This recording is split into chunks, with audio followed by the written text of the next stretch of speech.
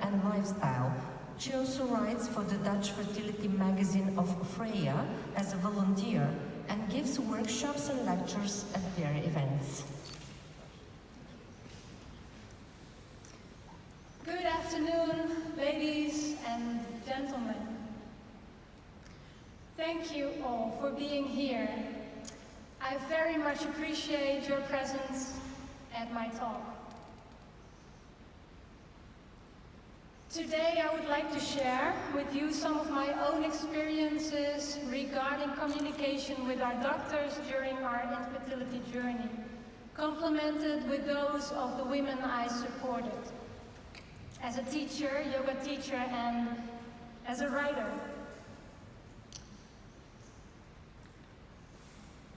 Okay? The title of my speech comes from the Buddhist teacher Pema Chodron.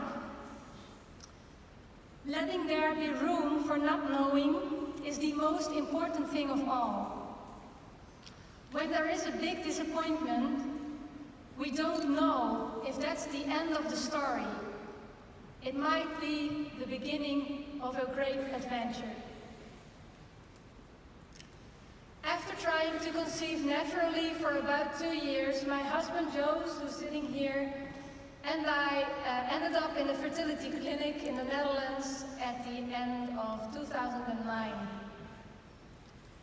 We underwent several tests to find out what the problem was, and we passed all the tests with better grades than we had at university. So, the diagnosis was unexplained infertility. Our doctor at that time had the roadmap for our infertility journey already. It might have looked somewhat like this. So, after communicating the diagnosis, he immediately took his appointment book in order to schedule our first IUI treatment as soon as possible. While I was yearning for some hope and a solution, I also felt stressed out. I needed time to digest the fact that we needed professional help on this intimate subject. I needed time to digest that our child would not be conceived from romantic lovemaking, but from clinical treatment. For us, at that moment, the baby roadmap looked more like this, and we felt as if we were right here at that red dot. Dr. Alice Domar, PhD, a health psychologist, scientist, and professor dedicated to women's health, states in her book Conquering Infertility that for women, infertility is the most upsetting experience of their lives. That causes as much stress as a life-threatening disease. From her own experiences with her fertility patients, she also writes, this stress builds up over the years and hits its peak after 2 or 3 years of unsuccessful trying. Here I was, right at that point. Our hands-on doctor was not aware of the impact our fertility problems had on almost all areas of our life. Physical, but also mental and emotional, social, relational, sometimes, in our case not, but I know in some countries that's different, financial and spiritual.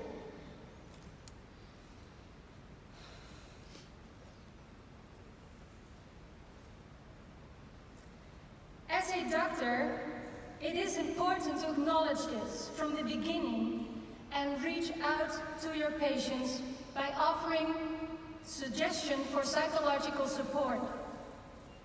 This will also help them to get mentally and emotionally fit for the enormous amount of stress during treatments.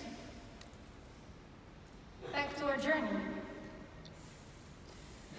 We boarded the high-speed train of fertility and underwent 6 IUI treatments in 6 months.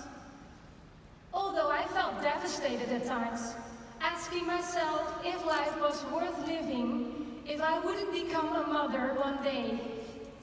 The train continued at the same speed, on to the next station, IVF. Looking back, it confuses me how this train just went on and on. Well, at the beginning of our medical adventure, we actually had serious doubts about undergoing IVF treatment.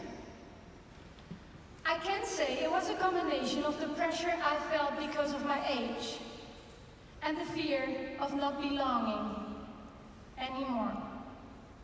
But it was also because of the pressure of the way communication with our doctors took place. They seemed to be under time pressure all the time. There was no time for reflection. Our conversations were always about what is the next step in our treatment procedure. Not a single doctor ever asked us, do you actually want treatment at all? It was November 2011, the day our last trio was about to be transferred. The doctor called that our embryo did not survive the thawing procedure. She was the first doctor of all the ones we met who ever said to me, take time to digest this before we proceed. And I did. And that created the space I needed to reconnect to myself. After allowing my grief about losing our tiny bit of hope to pour out, the wild ocean of emotions calmed down. And there was that question again, what's next?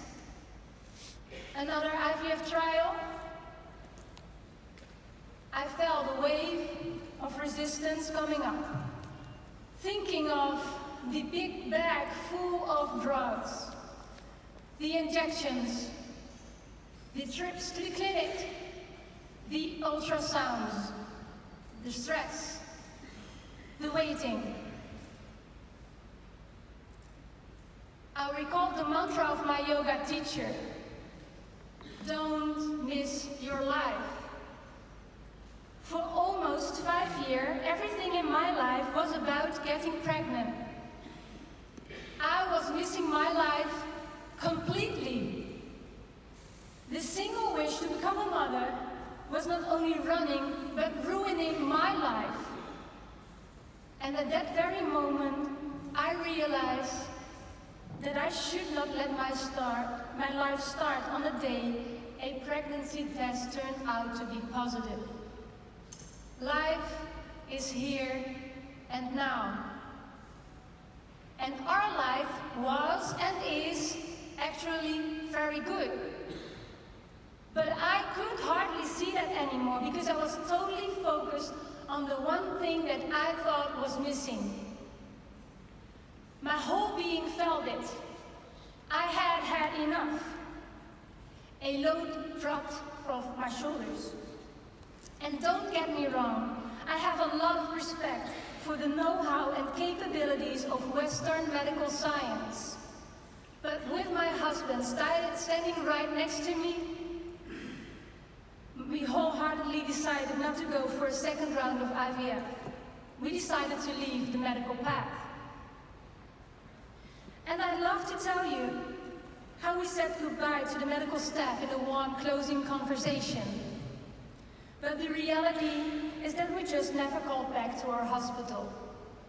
Nor was there any check from their side on how we were doing, which is actually a shame. From other women, I understand that this open ending is the rule rather than the exception. After our decision, we felt liberated, but our wish for having children was not gone. I needed to learn to accept this new perspective of our future, and to be able to do that, I first needed to heal my emotional wounds. For me, yoga was a tremendous gift in doing this. Secondly, I needed to let go of this ideal picture I had in my mind about motherhood. I unconsciously believed that I would be happy ever after when having a baby. These pictures are used for marketing purposes by quite a lot of fertility clinics and pharmaceutical companies, creating an appealing illusion. Because this is not reality. Because even when treatment is successful, life does not match this Photoshop happily ever after picture. Nor do unsuccessful treatments mean carrying the grief of being childless with you for the rest of your life, which is another common belief. One of the women I recently supported told me in complete despair that her fertility doctor had said that the grief about being childless would never end. Please, be aware that we patients see you as an authority, even when you are talking on a subject you're not an authority at. Be an authority in the field of your specialization, but be a compassionate human being in the rest. I was able to let go of this ideal picture by investing for myself. Why did I want to be that woman on the picture? Why did I want to be a mother? I found that I was longing for fulfillment, connection, and most of all, for feeling unconditional love.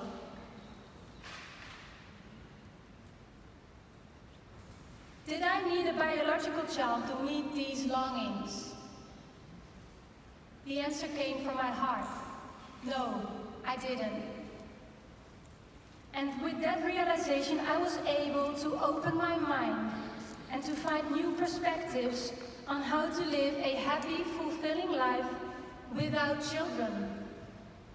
Letting go of the picture allowed me to see the gift of the childless destination of our infertility journey.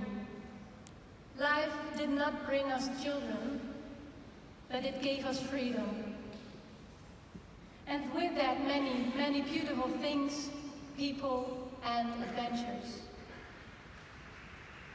Now, 8 years later, I feel grateful for our decision to stop medical treatment, because it was a decision based on trust instead of fear.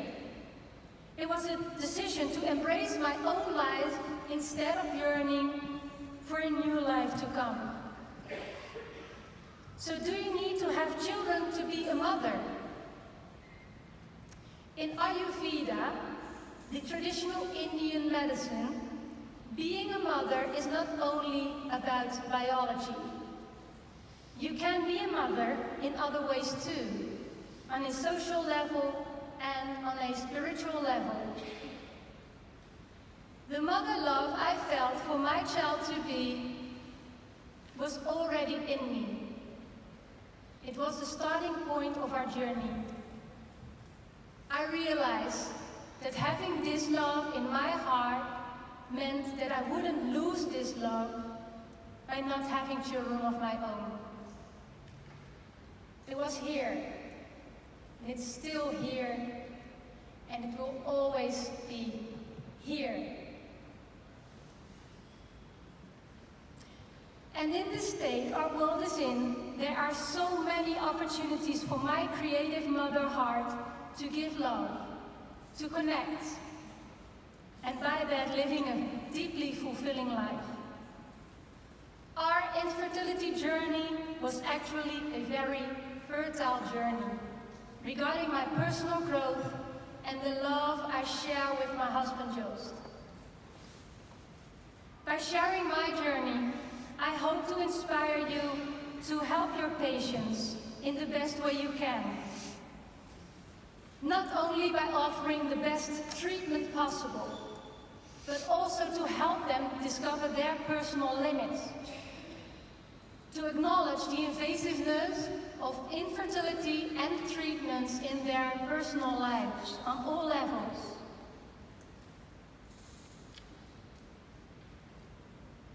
Helping them to discover the personal limits is extremely important in this era of technological advancements and seemingly unlimited possibilities.